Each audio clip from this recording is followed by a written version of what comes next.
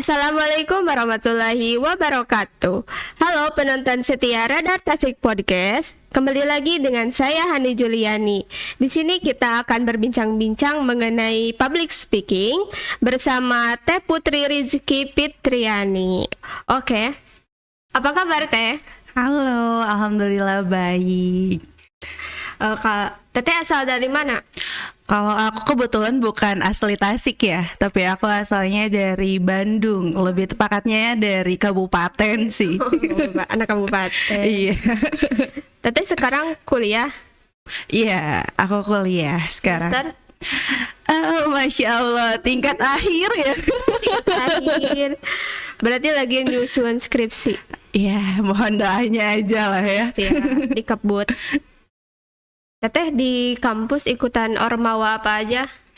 Kebetulan kalau untuk organisasi yang sampai sekarang itu ada teater, tapi sebelumnya emang pernah ikutan himpunan juga sih. Himpunan. Teteh pernah mengikuti lomba-lomba atau kejuaraan gitu di kampus? Kalau di kampus sih pernah ya, waktu itu ikut PMW, tapi sebenarnya kalau di kampus aku nggak terlalu aktif dalam lomba ya, lebih aktifnya ke organisasi sih. Teteh sekarang kesibukannya apa aja? Pastinya prioritasnya di kuliah ya. Tapi selain kuliah mungkin aku juga ada kegiatan-kegiatan lain kayak gitu. Kegiatan apa tuh? Oke, untuk kegiatan-kegiatannya kalau kuliah udah pasti, dan di perkuliahan aku nge-asdos juga. Selain itu aku juga kerja. Untuk kerjanya itu aku jadi announcer di salah satu radio Tasik, dan untuk saat ini aku juga kadang nge-host live dan lagi nekunin dunia MC juga sih. Wih, padat banget guys. Oh, menurut Teteh nih, ketika mengikuti organisasi itu bisa melatih skill apa aja gitu? Pastinya banyak banget ya yang namanya organisasi, apalagi kalau anak-anak sekolah biasanya bilangnya ekskul kan ya. Nah, itu kan merupakan sebuah wadah ya untuk kita mengembangkan diri, untuk mengembangkan bakat kita kayak gitu. Atau bisa juga jadi salah satu tempat untuk kita belajar hal-hal baru. Pengalaman, Teteh punya pengalaman jadi MC sebelumnya? Apa enggak? Oke, ngomongin masalah MC, sebenarnya ini baru banget aku mulai di dunia kuliah. Karena waktu aku SMA aku ekstrovert juga, tapi nggak terlalu aktif banget gitu. Karena memang ya biasa ya kalau misalnya sekolah kan sama orang tua ya. Jadi ada beberapa yang kayak mending di rumah aja, fokus belajar aja gitu. Dan sekarang mumpung jauh nih dari orang tua, kita bebas mengekspresikan diri. Jadi ya udah gas aja gitu loh apa yang ada. Bari mengisi kekosongan kali ya. Nah, daripada gabut di kosan kan ya. Oke. Kan mengenai MC nih, kan ada hubungannya sama public speaking nih. Menurut Teteh public speaking itu penting gak sih bagi sekarang-sekarang? Sebenarnya untuk public speaking ya, nggak cuma sekarang aja, tapi selalu menjadi hal penting gitu. Apalagi kita kan sebagai manusia, makhluk sosial ya. Kalau misalnya kita nggak bisa public speaking, gimana kita akan bersosialisasi sama yang lainnya gitu. Oh iya. Kan Teteh nge-MC. Awal-awal Teteh memberanikan jadi mau ikutan nge-MC atau gimana, itu gimana awalnya? Awalnya kepaksa. Oh, adek kepaksa. Iya, awalnya kepaksa dan kepepet ya. Soalnya emang nggak ada lagi. Jadi waktu itu pertama kali nge-MC itu di UKM. Di UKM aku di kampus, dan emang posisinya kekurangan SDM gitu, dan karena udah mepet nggak ada lagi yang mau, ya udah deh gaskeun. Mulai tertarik jadi MC itu dari kapan? Sebenarnya kalau untuk mulai tertarik ya, kalau ditanya tentang tertarik ke dunia MC itu dari kapan? Baru sekarang-sekarang. Karena emang baru sekarang-sekarang ini aku menekuni dunia MC, yang mana biasanya aku cuman nge-MC di kampus aja, tapi baru-baru ini aku mulai nge-MC di luar gitu. Oh, Teteh kan kerja di Style Radio. Iya. Oh, kan Teteh kerja di situ. Itu teh pas kuliah atau baru-baru? Itu waktu kuliah. Aku di Style itu sekarang hampir mau 2 tahun. Dari awalnya itu bukan aku yang di situ, tapi teman aku. Dan teman aku tuh minta diantar kan, kayak Put anterin dong ke radio. Terus kayak aku nungguin di sana celongo bengong gitu kan. Terus kayak pulang, kayak dipikir-pikir gue ngapain sih gitu kan, daripada gue bengong doang, ya udah kenapa gue nggak sekalian siaran aja gitu kan. Langsung siaran. Iya, dari situ langsung. Sebenarnya agak agak ngakak juga sih waktu pertama kali aku ditanya motivasinya apa sih pengen jadi announcer. Karena apa ya, di situ waktu itu aku jawabnya motivasinya sebenarnya nggak banyak, cuman satu. Salah satunya, satu-satunya itu adalah karena aku suka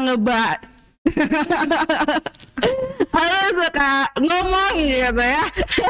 Dan emang nggak tahu kenapa ya, aku ada banget tiba-tiba, padahal kita kan baru ketemu gitu waktu itu tuh sama ada namanya Om Jimo yang emang ngurusin announcer, dan kayak harusnya aku memberikan kesan yang baik gitu kan pas pertama kali ketemu, tapi aku pas jawab kenapa kamu pengen jadi announcer, karena aku suka ngebaik.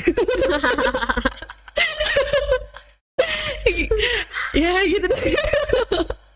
Oke. Kesan pertama jadi MC itu gimana menurut Teteh? Kesan pertama gimana ya, lupa. Saya udah lama juga ya, tapi pastinya deg-degan ya, karena meskipun aku dikenal sebagai anak ekstrovert, sebenarnya aku nggak ekstrovert gitu loh. Nggak percaya. Percaya. Sebenarnya aku lebih ke ambivert sih, ya kan. Kalau di luar aku ekstrovert, kalau misalnya udah di kosan atau di rumah auto mode introvert gitu. Teteh nge-MC itu apa aja? PG PAUD. Apa ini PG PAUD Prodi? MC tadi itu tuh pernah lihat di IG Teteh tuh jadi MC di perpisahan PAUD. Iya, itu terakhir kemarin aku nge-MC perpisahan salah satu PAUD yang ada di Tasik, dan Masya Allah sekali ya, itu pengalaman yang sangat-sangat berharga. baru nge-MC di PAUD doang atau di mana lagi? Enggak sih, sebenarnya kalau untuk nge-MC di luar itu untuk pertama kalinya aku nge-MC di luar itu waktu bulan puasa kemarin. Yang mana kemarin bulan puasa itu kan banyak banget ya acara-acara buka bersama, terus kayak ngabuburit. Nah, aku tuh kalau Sundanya gitu ya disurungkan biar jadi MC. Jadi awalnya tuh kayak cuman Put, tolong ya ini ada event, tolong dibantu buat ngondisiin. Oh oke, siap. Pas kesana langsung dikasih mic. Gimana? Tapi ya udah lah ya. Tapi gara-gara itu juga aku jadi mulai suka gitu kan nge-MC. Dari awalnya harus ada temennya, sekarang kesini jadi bisa gitu buat sendiri juga. Mandiri. Iya. Oh, kan tadi ada bukan kesulitan, kayak wah banget jadi MC di anak PAUD. Itu cara apa teh? Menarik perhatian si anak-anak itu teh gimana? Oke, kalau ngomongin masalah menarik perhatian ya, pastinya sebelum aku terima job MC, aku cari tahu dulu nih nge-MC-nya tentang acara apa dulu. Kalau kayak kemarin misalnya perpisahan PAUD, nah otomatis sebelum aku nge-MC di hari H itu ada gladi dulu di sekolahnya, yang mana di situ aku juga mulai mendekatkan diri sama anak-anaknya. lainnya, biar mereka juga tahu gitu aku itu siapa gitu. Dan pastinya kalau MC kan pasti ada juga ya gladi H-1, gladi bersih gitu ya. Nah di gladi bersih juga sama, aku sambil mendekatkan diri sama anak-anak sampai akhirnya biar di hari H ya meskipun ada yang kenal, ada yang enggak, dan pasti otomatis ya yang namanya anak PAUD susah diatur, paciweh gitu ya. Aku lagi nge-MC tiba-tiba ada yang bawa balon ke tengah gitu kan, balon dari ratusan apa sih kayak dipecah-pecahin semua, udah masya Allah pokoknya. Masya Allah. Tapi itu jadi pengalaman berharga ya, karena kayak apa ya, ternyata gini loh gitu nge-MC-in anak-anak meskipun capek tapi seru. Iya, seru banget. Bahkan ada anak yang kayak kan aku selalu pegang mic kan meskipun aku nggak ngomong gitu. Nah terus kan mic-nya itu selalu on dan anak-anak tuh selalu datang buat teriak di mic aku. Terus kan kayak aku nggak boleh, no nggak boleh kayak gitu. Terus kan kayak di dekat aku ada apa sih kayak saklar lampu kan, mereka tuh selalu pengen matiin lampu, nanti gelap dong gitu kan. Sampai ada anak yang kayak, ih ibu mah jahat gitu. Ya Macam iya. kan public speaking itu harus ada keberanian gitu. Ada nih orang yang nggak berani public speaking gitu, nggak berani berbicara di depan umum. Nah, itu tuh cara mengatasinya gimana menurut Teteh? Oke, untuk ngatasin sebenarnya sampai saat ini aku juga kalau misalnya nge-MC atau ngomong di depan umum ya, pastinya ada rasa grogi. Kadang suka sakit perut gitu kan, kadang dagdikduk kayak mau ditembak gitu. Enggak sih. Mati saya kalau ditembak. Tapi sebenarnya kalau itu menurut aku balik lagi ke diri kita sendiri. Kalau misalnya kita sudah mencintai diri kita sendiri, apapun komentar orang lain, ya udah jalanin aja gitu loh. Soalnya yang bikin kita nggak pede itu adalah rasa takut yang ditimbulin sama pikiran kita sendiri, stigma-stigma yang biasa kita kayak kejauhan gitu loh mikirnya. Iya. Nah biasanya aku kalau misalnya sebelum nge-MC atau misalnya mau ada event, aku tuh malamnya sebelum tidur biasanya suka kayak nonton video yang ngasih afirmasi positif gitu kan, terus kayak ngasih stigma positif biar ke kitanya juga jadi enak gitu loh, ke kitanya juga jadi percaya diri. Soalnya kalau misalnya kitanya nggak percaya diri ya susah gitu. Dan pastinya kalau sebenarnya ini baru aku lakuin akhir-akhir ini. Biasanya aku itu kalau mau tidur ya udah tidur aja gitu kan. Tapi kalau sekarang aku ngebiasain sebelum tidur, aku tuh selalu kayak ngomong sama diri sendiri buat nyemangatin diri sendiri, untuk mengapresiasi diri sendiri. Karena ternyata semangat dari orang lain itu apa ya, kadang kan ada yang mempan ada yang enggak ya. Tapi kalau di saat kita menyemangati diri sendiri itu masya Allah mempan banget sih menurut aku, karena kita yang tahu apa ya, jadi kayak batasan kita tuh sampai mana sih, kemampuan kita tuh sampai mana sih, dan kita juga yang tahu kita bisa berjalan sejauh mana gitu. Kalau misalnya sekarang ngomongin masalah semangat gitu ya, pastinya seneng banget ya kalau disupport sama orang-orang di sekitar kita. Tapi kalau diri kita nggak support diri kita sendiri ya percuma. Kita dapat support dari orang lain gitu.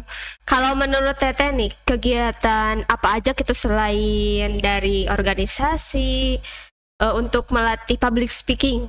Oke, sebenarnya ya untuk ngelatih public speaking, selain kita harus banyak berinteraksi sama orang lain, coba deh berinteraksi sama diri sendiri dulu. Karena terkadang kita suka menyepelekan diri sendiri gitu, kita suka melupakan diri sendiri. Soalnya kayak kadang kita, contohnya nih ya, kita suka nggak enakan sama orang lain, tapi kita selalu enakan sama diri sendiri, iya nggak? Benar. Iya. Terus kayak kalau misalnya kita ngelakuin suatu kesalahan, suka kepikiran panjang gitu kan, lama banget sampai kayak mohon minta maaf gitu karena nggak enak. Pernah nggak sih kalian minta maaf sama diri sendiri padahal kalian banyak ngelakuin salah loh sama diri sendiri? Nggak pernah sih. Makanya sebelum kita bersosialisasi sama orang lain, coba sama diri kita sendiri. Karena yang bisa kita harapin di dunia ini ya cuma diri kita sendiri gitu loh. Kita nggak bisa bergantung sama orang lain karena kita cuma bisa bergantung sama diri sendiri. Orang lain bisa aja pergi, tapi diri kita nggak mungkin pergi gitu. Oh. Nah, kan teteh suka nge-MC nih. Teteh suka latihan dulu gak atau udah pede iya, udah pintar bicara iya? Oh jelas, pasti dong, harus ya. Pastinya kita harus latihan dulu kayak orang sepintar apapun kalau mau ujian pasti dia baca-baca dulu, pasti dia belajar dulu. Sama halnya kayak aku kalau misalnya mau nge-MC pasti aku mempelajari dulu. Biasanya aku kalau misalnya dapat tawaran job gitu ya buat nge-MC, selain aku nanya tentang masalah rundown dan kegiatan-kegiatannya, setelah itu aku biasanya langsung bikin untuk apa sih kayak teksnya gitu loh, teks MC gitu ya. Nah, dan biasanya kalau misalnya udah aku bikin kan ada beberapa yang kayak ya udah gitu loh ngikutin MC-nya aja gitu kan. Tapi kalau aku pribadi karena memang aku baru terjun ke dunia MC dan untuk meminimalisir kesalahan, jadi setiap aku udah selesai bikin teks MC pastinya aku langsung konfirmasi kayak Bun ini udah nih teksnya, boleh dicek dulu ada yang salah nggak, ada yang kurang nggak, ada yang perlu direvisi nggak. Terus kayak udah nih ada revisian langsung dibenerin hari itu juga. Kalau misalnya udah dikirim lagi, dicek lagi ada nggak yang perlu direvisi gitu. Soalnya yang kayak kalau misalnya kita belajar dulu nih sebelum kita nge-MC, itu kita nggak bisa memprediksi hari H kayak gimana. Iya, misalnya kayak kemarin acara perpisahan, acaranya udah tertata semua kan, cuman karena ada sesuatu jadi rundown yang udah disusun harus diacak. Iya, rundown yang harus gimana sih, kayak rundownnya itu jadi diacak, yang harusnya acara A dulu jadi ke C dulu, terus ke Z dulu, bener-bener diacak. Jadi kayak aku kemarin waktu nge-MC yang perpisahan udah beres acara nih, langsung konfirmasi lagi, Bu udah ini kegiatan apa ya? Terus kayak ngomong lagi, Bu udah ini kegiatan apa ya? Karena ada sesuatu gitu kan yang harus ditunggu dulu, makanya nggak bisa berjalan sesuai rencana kayak gitu. Emang kayak apa yang kita rencanakan nggak selalu berjalan mulus ya. Benar-benar. Kalau menurut Teteh nih, ketika nge-MC gestur tubuh itu penting gak sih? Gestur tubuh sebenarnya kalau Mas untuk gestur tubuh itu pasti penting ya, karena tubuh kita juga bisa mengisyaratkan sesuatu gitu, kayak jadi bisa ngomong sesuatu. Kalau misalnya nih kayak misalnya kita bilang kita ngajak main nih, tapi kayak kitanya diem, orang-orang mau pada main gak sih? Misalnya kayak bagian door prize gitu, terus kayak oke, sekarang kita door prize ya, udah gitu kayak diem aja. Yang lain kan kayak ya udah gitu kan. Tapi beda cerita kalau misalnya kita oke, nah sekarang kita bakal ada door prize nih. Nah kan kayak kalau misalnya kita ada gestur tubuhnya, otomatis kayak orang-orang juga jadi keajak gitu. Kalau ada tantangan gak sih? Jadi MC itu ada tantangan gak?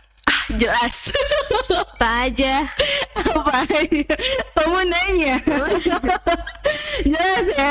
Sebenarnya semua pekerjaan pasti ada tantangannya, nggak cuman MC aja. Salah satunya kayak yang tadi udah aku jelasin, yang mana apa yang kita rencanain itu kadang nggak sesuai pas hari H gitu. Yang mana udah disusun sedemikian rupa ternyata harus ada perubahan-perubahan, dan itu kita harus siap selalu. Terus kemarin juga kebetulan waktu aku nge-MC yang perpisahan itu, beberapa hari sebelumnya aku tiba-tiba kena radang tenggorokan. Dan di situ kayak aku yang tipikal anak yang nggak suka minum obat, jadi ngedadak gitu kan, jadi mau minum obat. Ya gimana lagi gitu kan. Intinya kalau misalnya ngomongin masalah tantangan, pasti setiap profesi itu ada tantangannya, dan untuk tantangan itu, untuk solusinya pasti balik lagi ke diri kita sendiri ya, karena setiap orang itu punya solusi yang berbeda-beda, karena pola pikirnya juga kan berbeda-beda kayak gitu. Teteh jadi MC pernah melakukan kesalahan nggak atau apa gimana? Pernah ngelakuin kesalahan nggak? Pernah. Apaan? Waktu itu aku pernah sebenarnya aku juga merasa kecewa sih ya sama diri sendiri karena memang waktu itu aku juga ngerasa nggak profesional, yang mana harusnya aku tepat waktu tapi waktu itu aku pernah telat. Soalnya memang sebenarnya ini nggak bisa dijadiin sebuah alasan, tapi yang namanya manusia pasti selalu beralasan ya.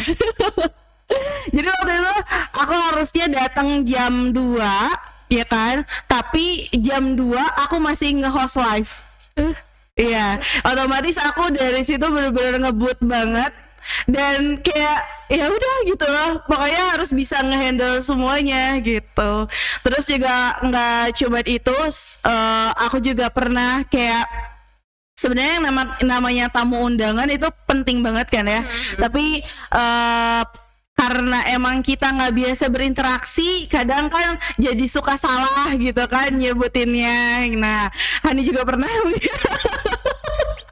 Drama kaca letot. Iya, iya. Pastinya ada kesalahan-kesalahan yang pernah aku lakuin selama aku nge-MC ataupun di event-event lainnya. Tapi itu juga nggak jadi alasan sih buat aku buat apa ya berhenti gitu menekuni dunia MC, karena emang seseru itu loh.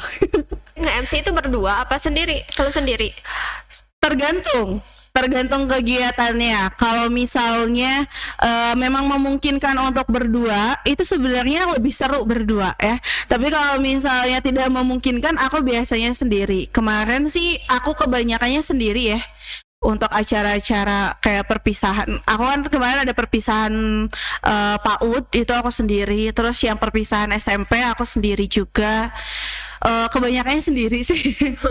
Iya, tapi aku kalau misalnya dapat job MC biasanya selalu tanya kayak ini aku nge-MC-nya sendiri atau berdua. Terus kalau misalnya dijawab sendiri, aku selalu nawarin kayak boleh nggak sih nge-MC-nya berdua gitu. Karena kalau nge-MC sendiri kadang krik-krik gitu kan. Jadi kayak biar ada tak-takannya gitu kan, biar ada tak-takannya, jadi kan lebih enak ya kalau berdua gitu.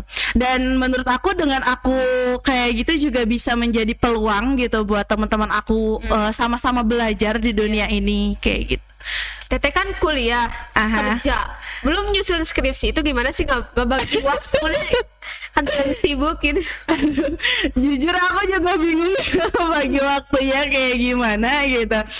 Untuk saat ini sebenarnya kalau untuk pembagian waktu itu kembali lagi sama kegiatannya ya.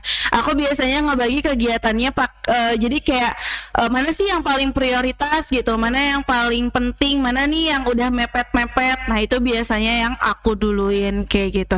Sebenarnya kalau untuk sekarang lebih santai sih menurut aku ya. Untuk sekarang itu lebih santai dibandingkan waktu COVID.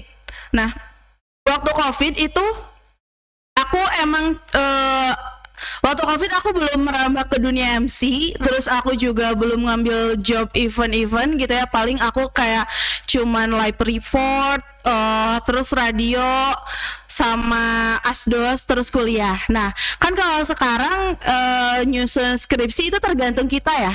Kalau kita mau dia nyusun, kalau enggak ya udah. Kayak gitu kan. Dan itu kan pasti ya balik lagi ya untuk pengaturan waktunya. Beda cerita kalau dulu waktu kuliah, itu waktunya udah pasti gitu kan, jadi nggak bisa digeser-geser gitu.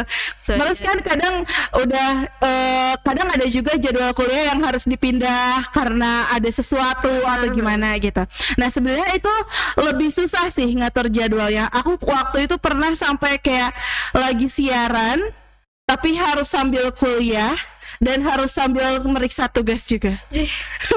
Padat banget. Dan itu kayak rasanya pengen pecah gitu kepala.